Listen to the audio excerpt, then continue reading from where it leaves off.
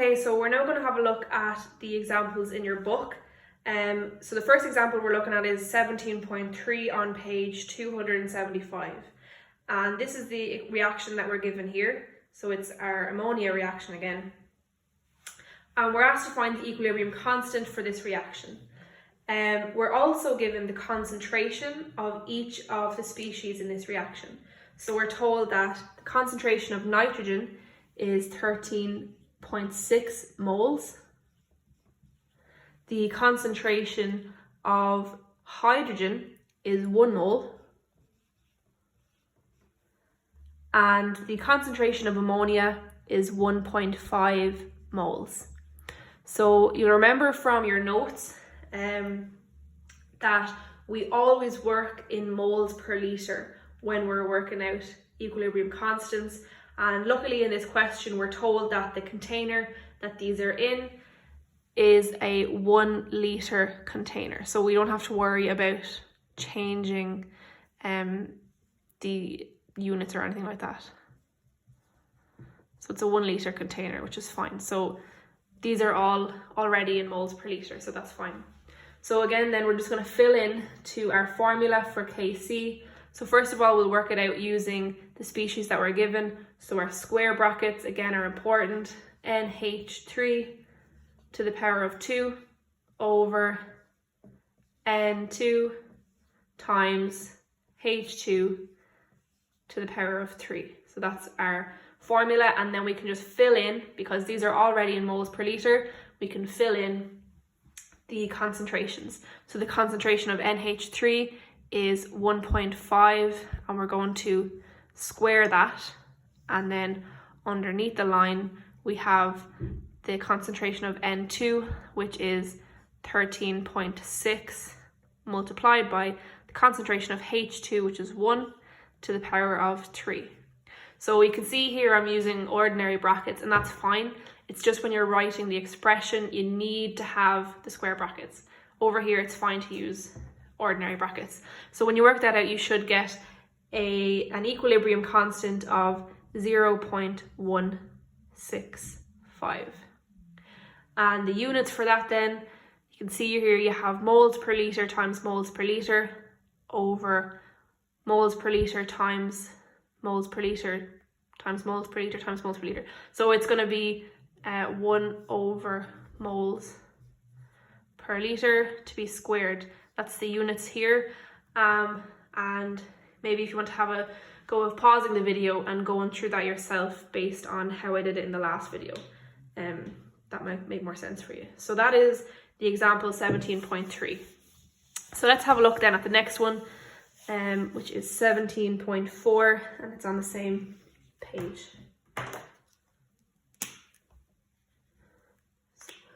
17.4. Okay, so this one then is a reaction of ethanoic acid, ethanol, ethyl ethanoate, and water. So I'll write that out here now.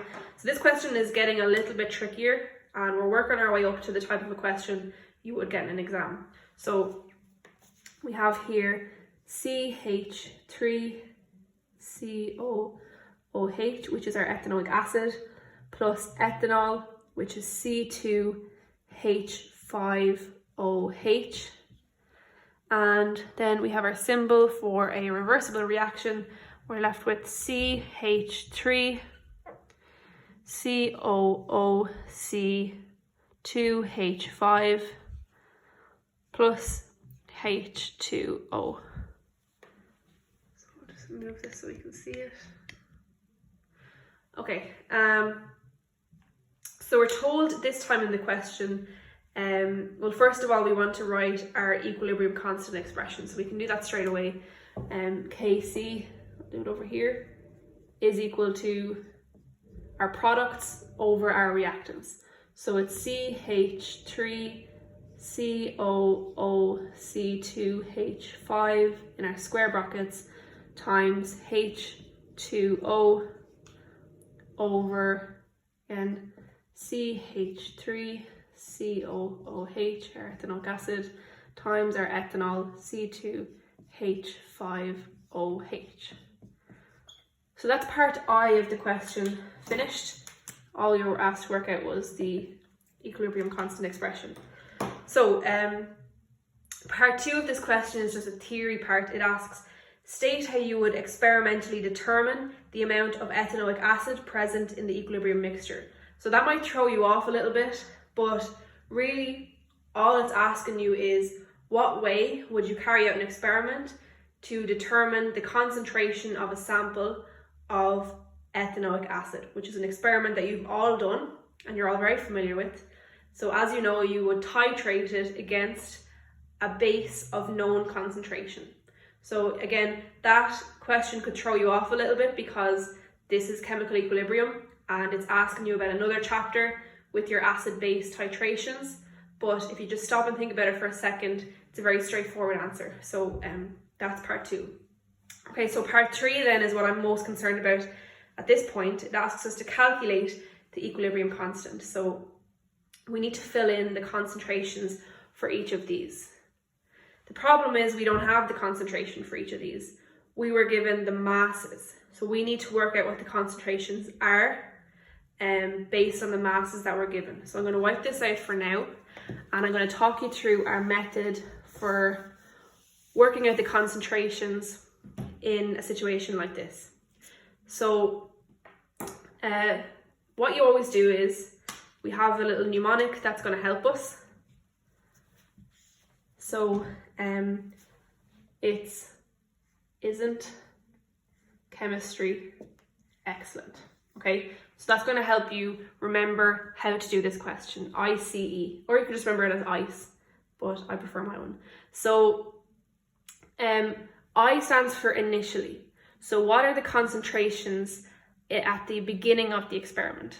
So just when you're mixing these two things together, before it's gotten to equilibrium, what initially is the concentration of each of these species? C then is how does it change over time? And E is at equilibrium, what is the concentrations? So first of all, we were given the mass of ethanoic acid at the beginning, which was 27 grams. Okay, so initially the mass of ethanoic acid was 27 grams, and initially the mass of ethanol was 20.7 grams. Okay, so the first thing we want to do is work out the concentration of both of them. And then we're also given that at equilibrium, there is 9 grams of ethanoic acid. So that's all the information we're given. So let's think about this in a practical way. In the beginning, we have 27 grams of ethanoic acid and 20.7 grams of ethanol. So imagine putting both of those into a beaker. Your initial masses are these given, and your initial masses of these is 0. So these haven't had time to react in order to form these two species yet. So in the beginning, the initial mass of these and also the initial concentration of these is just 0. So how are we going to work out concentration from mass? Well, we're going to use our moles is equal to mass over mR formula. So we'll work out the concentrations first. So mass or moles is equal to mass over mR. So for ethanoic acid, if you want to pause the video and work out the mR, but I've already done that. So moles is equal to mass, which we're given is 27 over 60 is the mR, and that gives us a concentration of 0.45. So the initial concentration of the ethanoic acid is 0.45. So we can now fill that in for our initial concentration, 0.45. And again, for this one, it doesn't tell us the volume of the container, so we don't need to worry about it. We'll just presume that it's moles per litre, so don't worry about changing the units just yet. So that's the concentration, the initial concentration of this.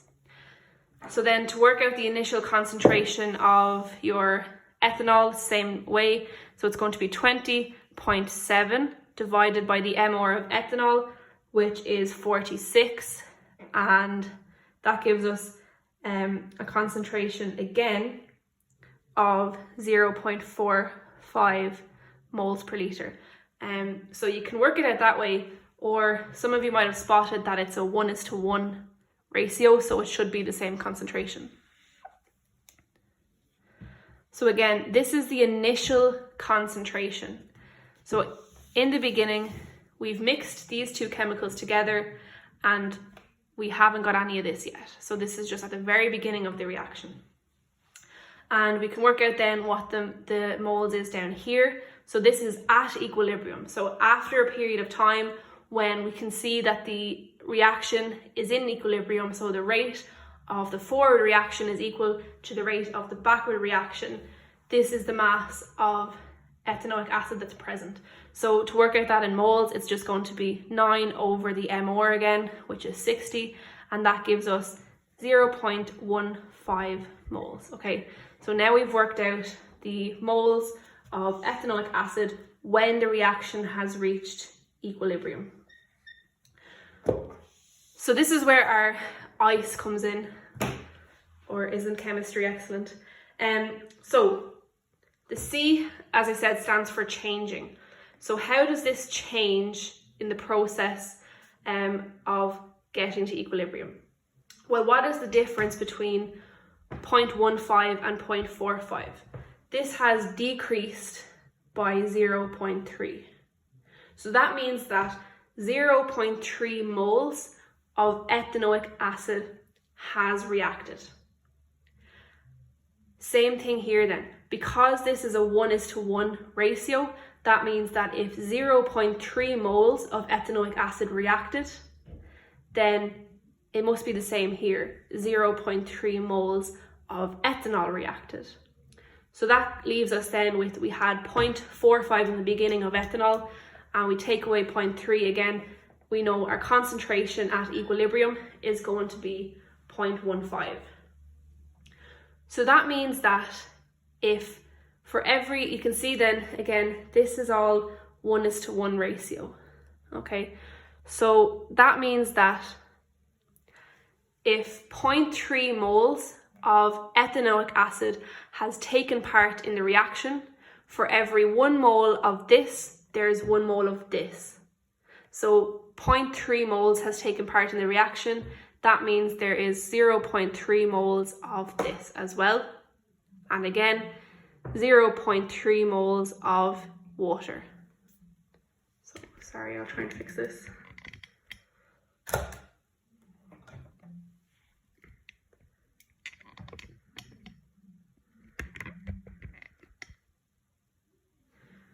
There we go. So we know in the end then, so this is going to be a plus 0.3 moles. We started off with 0, so that means in the end of the reaction we have 0.3 moles of this and 0.3 moles of water. So now that we've worked out the concentration of each of those species at equilibrium, we can now work out the equilibrium constant. So that's just subbing it back into the formula that we worked out in the beginning. So what you should end up with is Kc is equal to our products over our reactants. So it's going to be 0.3 times 0.3 over 0.15 times 0.15, and that gives us an equilibrium constant of 4. And again, this is the same as having moles per litre by moles per litre divided by moles per litre by moles per litre. So there's no units for this one.